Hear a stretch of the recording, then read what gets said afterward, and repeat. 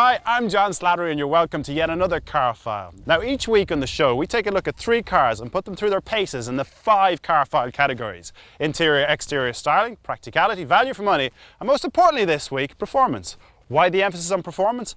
Well, let's just say we'd be willing to forego some of the more sensible features just as long as our 3 cars put a smile on our faces.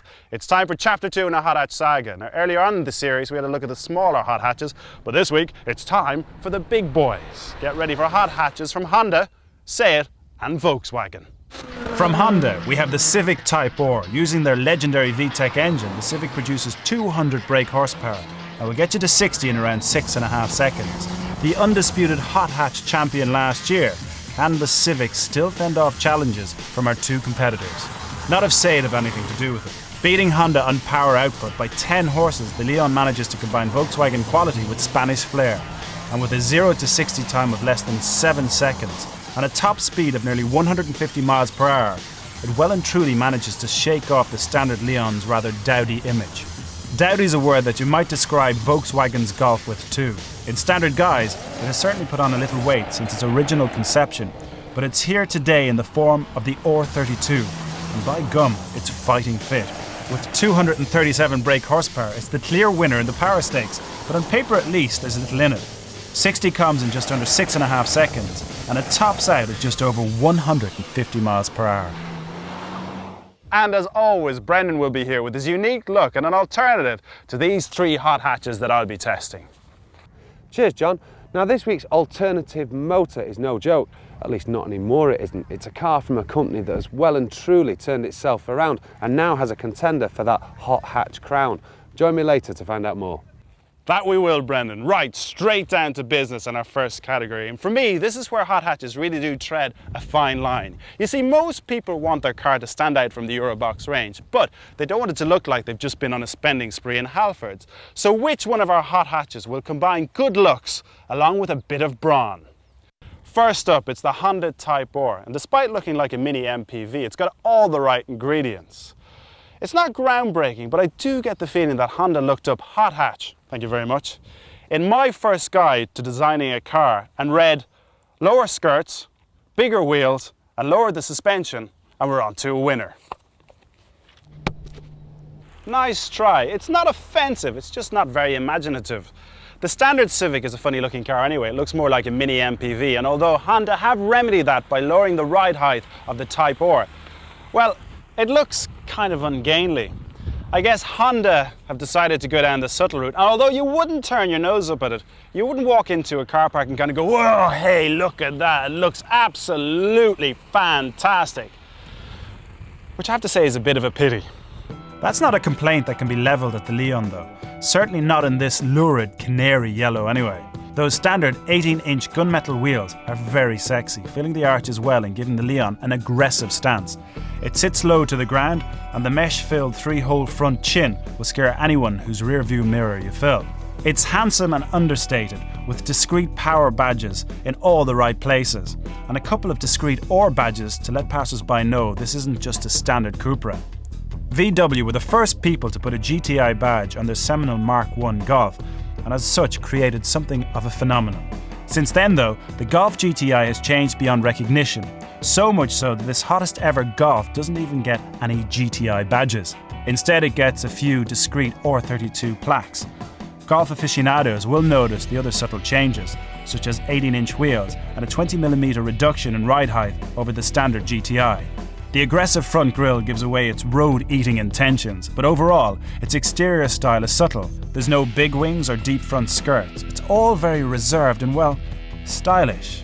It's a proper hot hatch, but for the more discerning customer. So, to score the 3 cars on exterior styling, I'm going to put the Civic Type-R third. It's at an unfair advantage really because the standard Civic isn't as handsome as either the Leon or the Golf, but I still feel that Honda could have made a bit more effort with the styling of the Type-R. Second, I put the Golf because although Volkswagen have tried harder than Honda with those fantastic split exhausts and that deep front grille, it still looks a bit bland, but maybe that's the sort of thing you like. So the winner in this class is the Leon. I'm not a fan of this colour, but at least it stands out. I like the gunmetal wheels, it's only a small touch, but as they say, it's all in the details. And the red brake calipers look great. All in all, it's just a more accomplished looking car, so it scores higher. A hot hatch's interior can either make or break a car. It's a very tricky thing to get right because value for money is still very important in this class. By sticking a load of aluminium and carbon fibre into the dash and doors, well, that's going to put your price up. But at the same time, it's still got to stand out from the base model cars. First up, it's the Volkswagen Golf R32. And to be honest with you, this could be used as a how-to guide for other hot hatch manufacturers. It's really, really nice. Feeling very sporty thanks to these Alcantara sporting seats. There's real aluminium, none of this cheap imitation stuff. The steering wheel, well, as you can see, it's nice and chunky, and I must admit I really like this, as do I like the alloy pedals. Now, in true Volkswagen style, build quality is superb. You feel you could live with this from day to day, and no matter how hard you use it, well, it'll just keep on working. Seating position, well, I can tell you, you just seem to mold yourself into the seat. It's absolutely lovely. And you know it's the right place to be for a long journey. And a long journey is what you're going to have to be on to learn about all the toys that you get with this. You get aircon, satellite navigation, and CD player. Jump on the Leon straight after the Golf and you'd swear you'd been here before. It's got a very familiar feel to it. The buttons and switches have the same positive click to them, but for some reason it just doesn't feel quite as tight. It feels like how you'd expect the Golf to feel after maybe a few years' use, just not quite as good as it used to be. But the layout is excellent, everything is where you'd expect it to be, and it's very intuitive to use. It feels spacious too, and overall it's a very good try from Seat. It's just maybe a little similar to a base model Leon. The first thing you'll notice inside the Civic is the dash-mounted gear stick. But what at first seems to be an oddball gimmick soon turns out to be a minor stroke of genius. Get the Civic on the move and you'll notice that the gear lever is exactly where you want it to be. Honda takes a fairly back-to-basics approach to equipment, although you do get a CD player and 2 airbags. The only options available are aircon and sat-nav. So, to score a triple of hot hatches for their interior, I'm going to put the Civic third again, which is a shame because in other company it might have been a different story. The Leon beats the Civic only because it's marginally better build quality and ergonomically it's slightly more intuitive than the Honda. Top marks go to the Golf then. It really is a class above the others, feeling very solid, well put together and well designed. It's perhaps a little similar to the standard Golf, but that's no bad thing. At least you know everything works. Now, although you don't buy a hot hatch for its load capacity, you still probably want a bit of day-to-day practicality. Otherwise, you probably would have bought yourself a proper sports car. Each of our cars this week are conventional mid-sized hatchbacks, but which one of them copes best with the type of stuff a typical hot hatch driver carries around with them? Aha, I hear you say.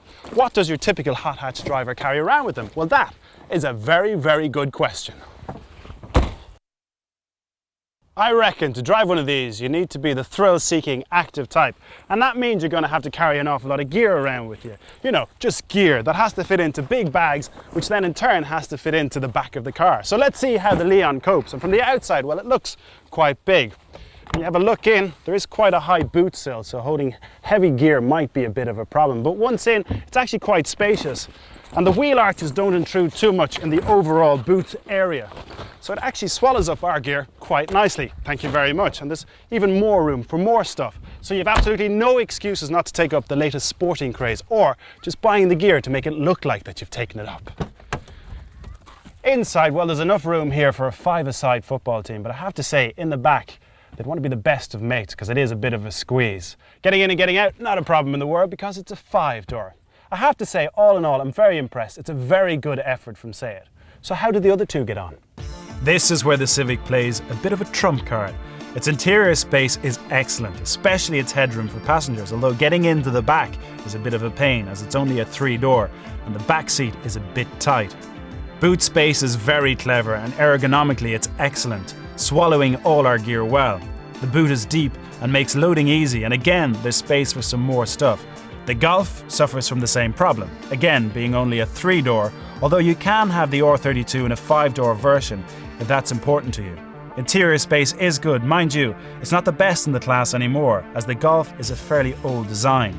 The boot's a fair size and a good shape for getting everything in, And because the back of the car is flat, the boot isn't robbed of any space by a sloping roof. So, to mark the cars for practicality, the Golf loses here, because our car is only a 3-door and because the aging design means interior space isn't as good as it should be. The Civic second, again only a 3-door, but it beats the Golf due to extra interior space and more usable boot. These high-sided looks finally show their worth. Top points then go to the Leon. With 5 doors, it's instantly easier to use than the others, and it's spacious inside. In fact, despite being based on the Golf's platform, it beats the VW on all interior measurements. The only letdown being the sloping boot, which can impede load capacity, but it will easily swallow your gym bag. So far we've tested our 3 hot hatches for all the sensible stuff. Very shortly we'll be having a bit of fun, and the real reason as to why you would buy a hot hatch, how they handle out on the road. First though, it's time to join Brendan, who's got an alternative to the 3 cars that we've been testing. Why is it that when you reach a certain age you have to start being all responsible? Why, when you're married with a couple of kids, do you stop having fun? Conventional wisdom says that you have to drive a people carrier, an MPV or a 4x4. Well, that to me is the automotive equivalent of castration. Today I'm going to show you how you can be responsible and still have a whale of a time.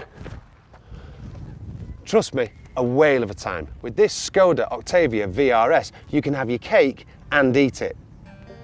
Now, don't go for the remote control just yet, at least give me a chance, I'll be quick. How does 146 miles per hour, 0 to 60 in less than 8 seconds, and 180 brake horsepower, all for 15 grand sound? Admit it, you're interested now. No? Still not impressed? Well, what if I told you that the boot's big enough for not only your shopping, but also at least 5 of your neighbours? It's got 5 doors and enough toys for both you and the kids to play with. Really, what have I got to do to convince you that this is a really great car? There's only one thing left for me to do, and that's to drive it. Somebody's got to.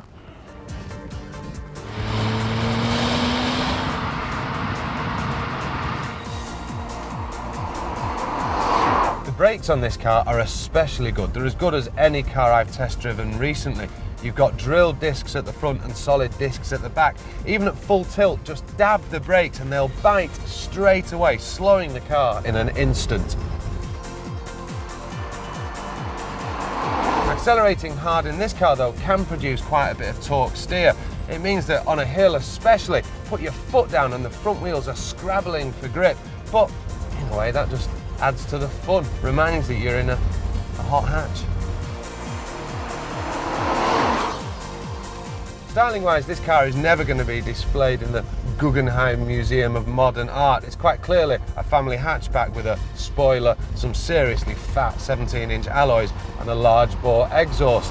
But get it in black, be subtle, and remember, the pleasure's in the driving anyway.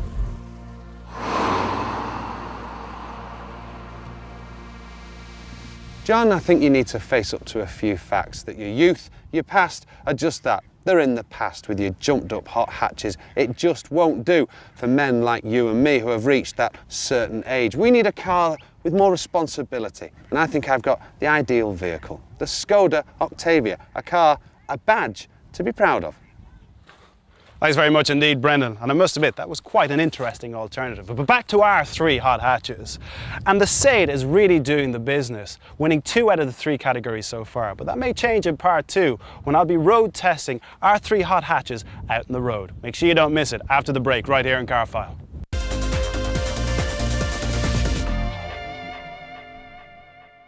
Hi and welcome back to Carfile, where this week we're testing 3 of the more mature hot hatches. From Honda, Seat, and Volkswagen. So far I've tested them for styling and practicality, and later on in the programme I'll be seeing how big a hole they will burn in your wallet. But right now it's time for a bit of fun. For me, yes, I get to drive them all. But which one will I drive first? Oh, decisions. I know. Eeny, meeny, 237 brake horsepower, 4-wheel drive. What would you do?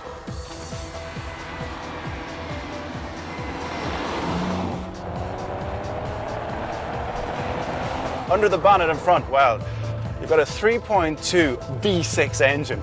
Oh yeah, and that gives off 237 brake horsepower. It's not as fast and as quick as I thought it was going to be, but to be honest with you, I think I was kind of up in the clouds. It is fast, and it is quick.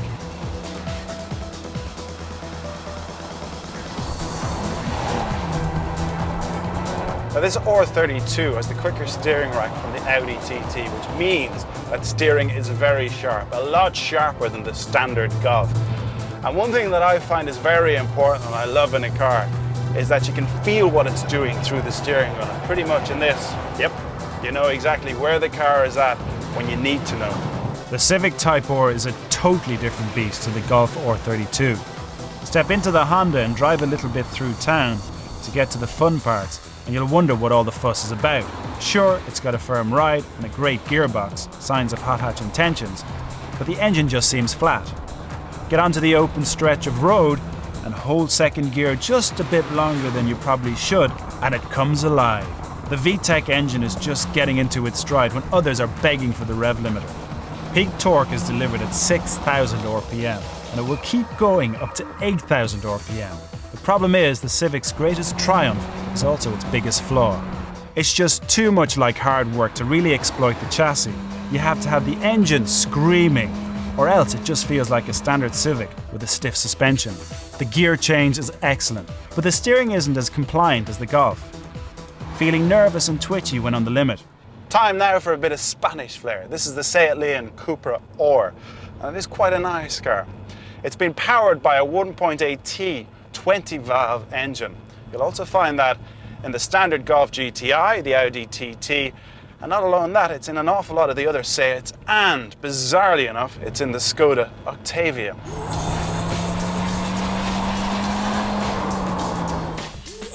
Now comparing this to the Honda Civic, it actually feels that little bit faster, and the engine also feels like it's more user-friendly. What I mean by that is, you don't have to have the rev counter bouncing into the red to feel that you're getting the best out of the engine. Top marks for handling then go to the Golf R32. With a clear power advantage over the others, quattro four-wheel drive and a more accomplished chassis, the Golf is really in a different league. As for the other two, it really comes down to personal preference. The Civic is undoubtedly a great car with a fantastic engine, but it just feels too much like hard work to me. If you want a constant seat of your pants, totally committed drive, it's excellent. But the Leon just feels easier to live with. It's still incredibly fast and handles very well indeed, perhaps feeling a little dead if driven straight after the Civic, but overall it offers a more complete package. So we've got one category to go, and arguably it's the most important, value for money. There's absolutely no point in making a cracking hot hatch that has got a great chassis, loads of kit, and is very quick if your customers are going to have to pay through the nose for it. So which one of our three hot hatches today will give us a good price, good kit, and good residuals? Now, straight away, the Golf is at a disadvantage because it's got the most expensive starting price of our three cars. I mentioned earlier on about burning a hole in your wallet. Well, this will do more than burn a hole. It cost you £22,000 to buy, and it's the most expensive to run. Standard equipment-wise, it doesn't do too badly, but you don't get any more than you do in the other two cars. Yes, the Volkswagen brand is very strong and residuals will be very good, but the Golf range is coming to the end of its life. There's a replacement due out next year. I don't think that will do you any favours when it comes to reselling the car. Next up, it's the Honda Civic, and it's a fair price of £15,995. And you don't get that much kit, but you get everything you need. ABS, 4 airbags, and CD player. It's also cheaper to run than the Golf, and Honda residuals are very good. The Civic is also a new model, so it should hold on to its money quite well. And the Type-R, well, it's a much sought after machine, so that shouldn't do any harm either. Last but not least, it's the Leon Cooper R. This is a performance bargain. At an unbelievable £16,995, you get this 210 brake horsepower Spanish rocket. It's more lavishly kitted out than the other two cars, and thanks to its Volkswagen build quality, it should last a lifetime. Residuals aren't as good as the Golf, but by no means are they poor, and because it's a rare car, it should hold on to its money quite well. Not alone that, but it's the cheapest of our three cars to run. Like I said, a performance bargain. So, in terms of value for money then, the Golf brings up the rear. It's the most expensive here. Apart from better performance and legendary build quality, you don't seem to get much for your extra £5,000 over the Seat. Next up, the Civic, our cheapest car here. It very nearly won this category, but with less equipment and a higher cost per mile, it lost out to the Leon. which is a real bargain when you look at its bang for your buck price of £16,995 for all that performance. Really is fantastic. But it's also very well equipped, relatively cheap to own, and has strong residuals. A resounding winner in this category. So the scores are all in. All we have to do is tot them up and give you the results. In third place, we've got the Honda Civic Type-R. A brilliant engine just isn't enough, and the car is let down by a lackluster exterior and a lower level of build quality in comparison to our other cars. It's a fair price though, and if you're a fan of the manic engine and handling, you certainly won't be disappointed. It's just not quite the full package we're looking for. Next up, the Golf. An awesome car with truly breathtaking performance. Its only downfall is a high asking price. It's well equipped and offers strong residuals, but costs more to run than the others, so it loses points. The Seat Leon Cupra Or must be the hot hatch bargain of the year. For a shade under £17,000, you get a well-made, well-equipped, excellent handling super hatch. It's not quite perfect, driver involvement could be better, but it's not far off. If you need a car that's practical, well-made, excellent value for money, but offers fun when the kids aren't around, you really need to look no further than the Leon Cupra Or. Well, that's it from Carfile for this week. I hope you enjoyed it as much as I did. Make sure you join us next week when we've got 3 left-of-field cars from the east. The Peradua Kalisa, the Suzuki Alto and the Hyundai Getz. We'll see you then. Good luck.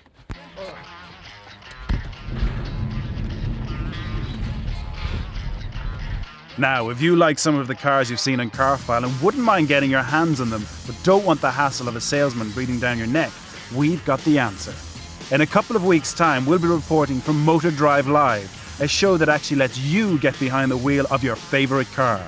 We'll be following 4 Carfile viewers as they take to the Millbrook Proving Ground in search of their dream car, and we'll be bringing it to you exclusively on Men and Motors.